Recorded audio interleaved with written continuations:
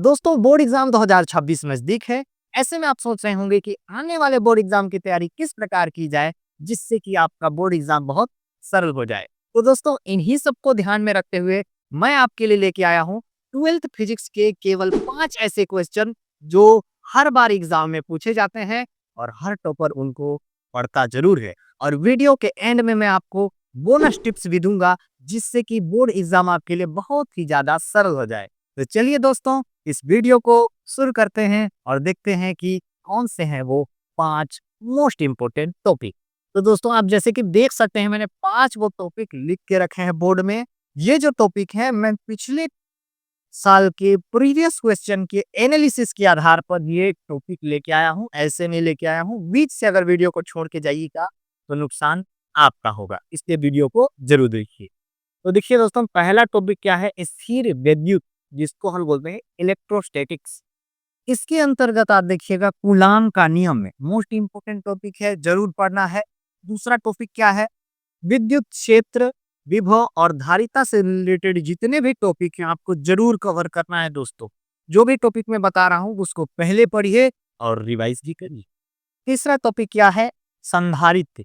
संधारित्र में आप समांतर प्लेट संधारित्र देख सकते हैं, मोस्ट इंपोर्टेंट है। श्रेणी क्रम संयोजन, समांतर क्रम संयोजन, ये भी आप देख सकते हैं। वीडियो आपको प्लेलिस्ट में मिल जाएगा तो उसके लिए टेंशन तो लेना नहीं है। संधारित्र में संग्रहित ऊर्जा का सूत्र भी आप देख लीजिएगा। तो ये 3 टॉपिक मोस्ट इंपोर्टेंट छाप के लाया।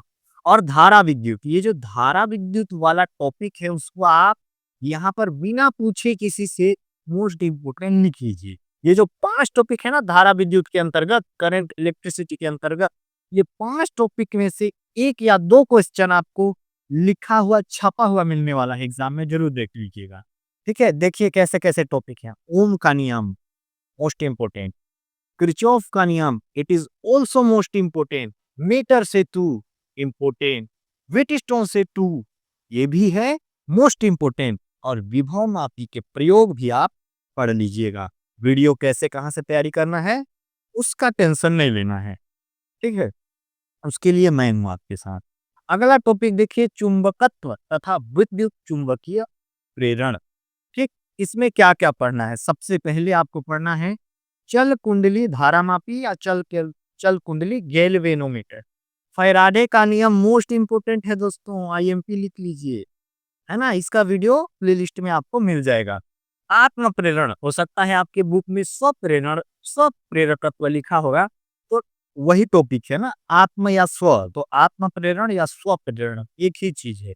आत्म प्रेरण एवं परस्पर प्रेरण, समझ गए, ये टॉपिक आपको कवर करना है। ट्रांसफार्मर मोस्ट इंपोर्टेंट है, अंडरलाइन मारिए इसको। और साथ ही साथ एसी जनरेटर है आपको पढ़ना है। तो ये 3 टॉपिक थे दोस्तों।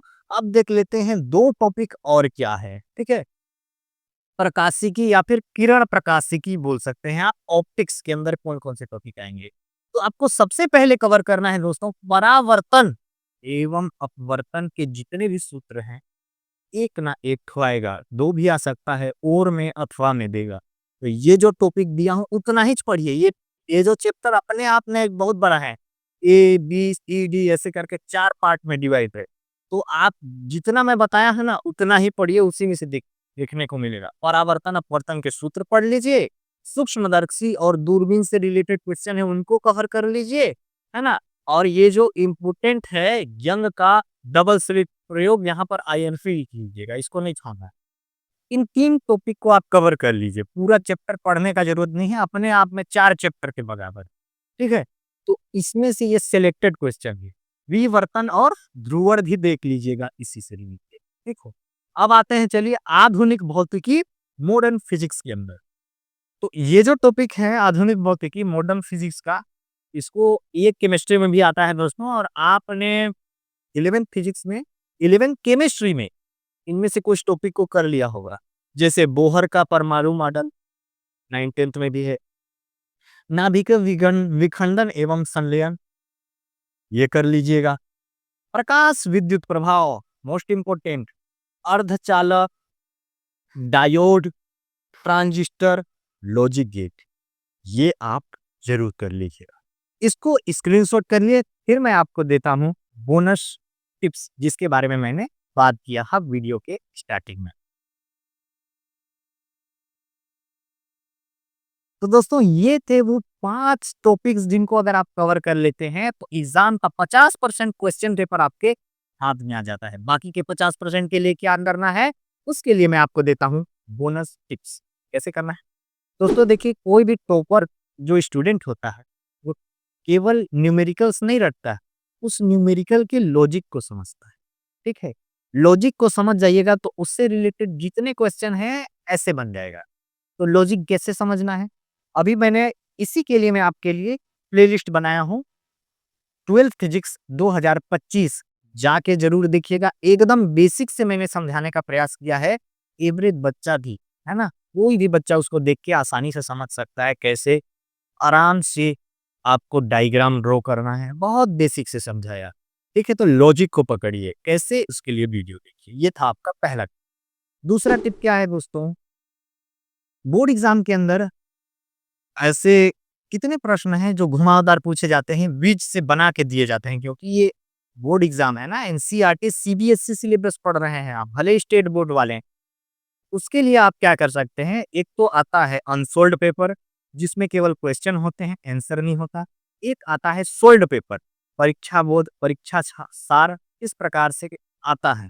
उसमें से आप क्या देख लीजिएगा, जो घुमावदार प्रश्न रहते हैं थ्योरी वाले, उनको आप पढ़ सकते हैं। कहानी पढ़ने जैसे पढ़िए, एक बार पढ़िएगा समझ आ जाएगा। बाकी बड़े क्वेश्चन के लिए, न्यूमेरिकल क्वेश्चन के लिए मैं तो गाइडलाइंस करूँगा।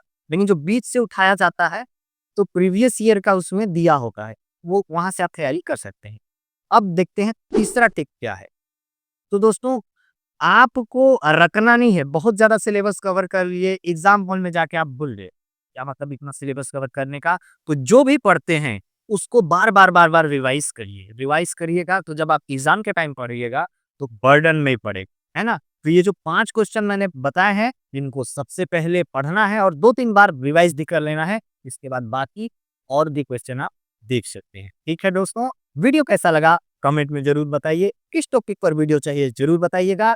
मिलते हैं अगले वीडियो में। जय हिंद, जय भारत।